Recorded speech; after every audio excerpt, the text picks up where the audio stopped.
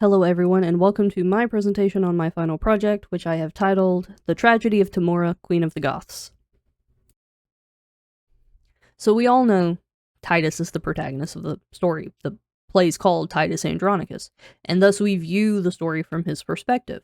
So, what happens? Well, he returns from war, victorious.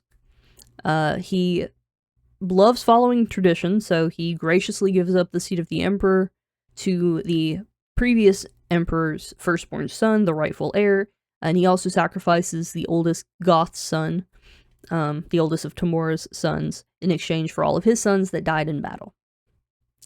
But then, the evil temptress Tamora seduces Saturninus and rains havoc on Titus's family, having two of his sons killed, having his daughter raped and mutilated. And so he does what any grieving father would do, and he seeks revenge against this evil woman, hurting her in the only way he can think of, by killing her remaining sons. But what happens if we flip the perspective? So, let's flip things around. The play is now Tamora, Queen of the Goths, and we're viewing things from her perspective. So what happens? Well, Tamora, she's off being Queen of the Goths when seemingly the Romans just show up and conquer her land. They take her and her sons as captives to be slaves back in Rome. Then, when they get there, her eldest son is killed in a sacrificial ritual, which to her is for seemingly no reason. So she decides to use whatever she has at her disposal to enact revenge against the man who killed her son. Now, Tamora, she's not Roman, and she's also a woman, and this is a very severely patriarchal society, so she only has a couple of choices. She can live out her life as a slave with her sons, go through immense hardships, especially for her as a woman, or she can use her seductive powers to obtain some amount of power in Rome, which saves her sons, but also gives her the opportunity to enact her revenge plot. It seems like an obvious choice. Now, I want to say, because we are viewing this from the perspective of Tamora, that I do not intend to defend anyone's actions in this play, especially the actions that Tamora takes against Lavinia. I just think it's an interesting change in perspective to try to understand what Tamora is thinking during the entirety of the play. I want to focus specifically on the very first scene of the play, Act 1, Scene 1, because both the audience and Tamora learn a lot about Roman society and the way things operate. So, I will say, knowing what we know of Rome and Roman expansion, it is pretty safe to say that the Romans were the invading force in the war, that they probably started the war, wanted to take over the Goth territory. And there is some speculation of when exactly in Rome's history this play is based. But because it does not follow like a specific historical character like Julius Caesar or Antony and Cleopatra do, we don't exactly know. But Jonathan Bate notes in the Art and Shakespeare edition of the play that Rome prided itself on not allowing human sacrifice, and that this is a first sign that the city is becoming barbaric in its practices. So, during this first scene, we see Basinius and Saturninus, the two sons of the late emperor, arguing about who should be the next emperor. Saturninus says it should be him because he's the oldest son, and in this society, that means he's the rightful heir. Basinius wants a free election, wants the people of Rome to choose. And so, Titus, he returns, he kills Tamora's oldest son, he buries his own sons, and then he is informed that Rome wants him to be the emperor. But, and this is where we and Tamora learn that Titus is a very traditional man, and he is very dedicated to the structure of the patriarchy. He insists that Saturninus should be the emperor, because he's the oldest son. This is really interesting considering the fact that we have seen Saturninus essentially throw two temper tantrums about not getting his way. And also he speaks rather, like, very threateningly towards Titus, before Titus tells him that he's choosing him as emperor. So it doesn't seem like he's probably the best choice for this, but he is the oldest son, and Titus says that he should be the emperor. So we now know that Titus is very dedicated to the patriarchal tradition of Rome. And this is going to be something that Tamora is going to use to her advantage. So sticking with Act 1, Scene 1, because I think it's a very, very important scene for Tamora, because she's learning how Rome works, and she's figuring out how she can manipulate this to her advantage. So specifically taking a look at the women of Rome. She learns a lot through Lavinia. So Saturninus, once he's been made emperor, he graciously agrees to take Lavinia as his empress, which is something that will honor Titus's family. So this highlights the objectification of Lavinia, because she's being traded to Saturninus as a tool to honor the family, without any concern for what she wants or desires.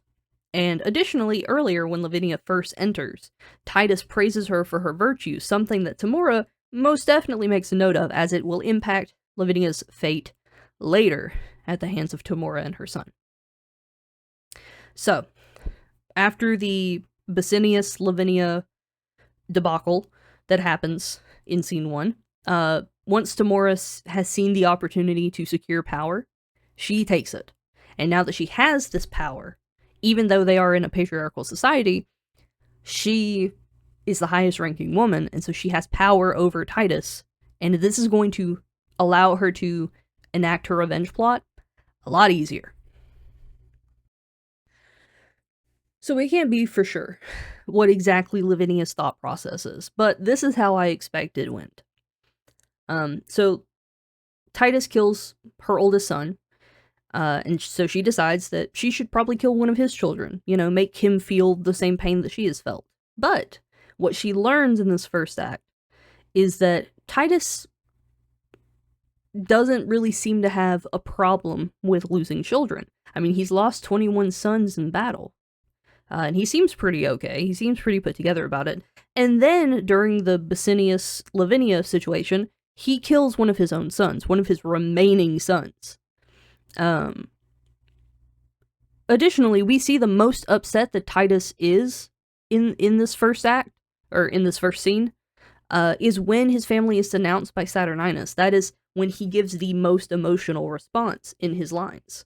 So therefore, we can conclude Titus seems to care more about his family name than his actual family. So, how do we, attack his family name? Well, if Tamora kills all his sons, Titus will be without an heir, and his family name will die out. Okay. Easy enough. But then that leaves Lavinia. So after seeing how Lavinia, specifically her virtue, is praised by the men of Rome, it only makes sense that rather than killing her, they must make her unusable to Titus. And by taking away her virtue, she will be left useless to her father. So, while I absolutely do not support what they did to Lavinia, it makes sense. And the mutilation aspect of cutting off her hands and cutting out her tongue seems more so of a way to protect their identities rather than just an act of blind cruelty. Don't get me wrong, it's very cruel. But it seems to have more of a reason than because they felt like it. So, it's also notable that ultimately Titus is the one that kills Lavinia, and he kills Lavinia upon Saturninus' declaration that fathers should kill their daughters if they have been raped, because if they've been raped, then they're dirtied, they're soiled, they should die. So we can not only place the blame of her death on Tamora and her sons, but also on Titus, on Saturninus, and on Roman society as a whole.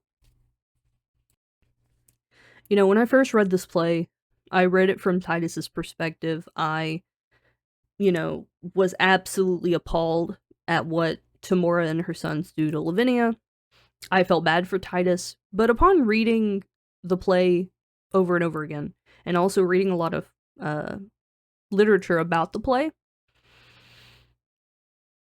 I really think that in this tale there are no heroes, but almost everyone is a victim in some way, and that includes Tamora. It highlights the endless suffering that was brought on by the cycle of revenge. I think that to revenge is to open yourself to being revenged upon. It's a really awful back and forth.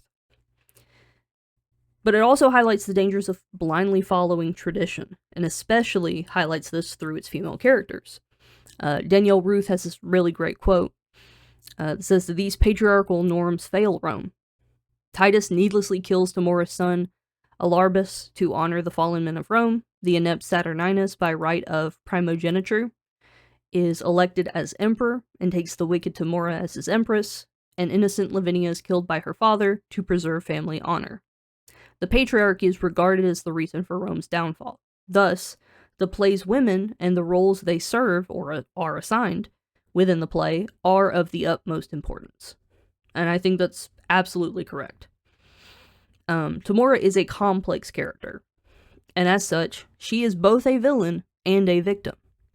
We don't know who she was before she was captured and taken to Rome. We don't know if she was an awful person as the Queen of the Goths, or if this cruelty was developed either out of grief or out of a need to survive. But ultimately, we can blame majority of what happens on the patriarchal society of Rome for how it shaped Tamora's actions and the fate of all of the characters in the play. I hope that you enjoyed this presentation. There are so many things that I talk about in the actual project that I wish I could talk about in this presentation, but for the sake of time, I could not. But yeah, I really like this play, and I think Tamora is a very interesting character, and I hope that you do as well.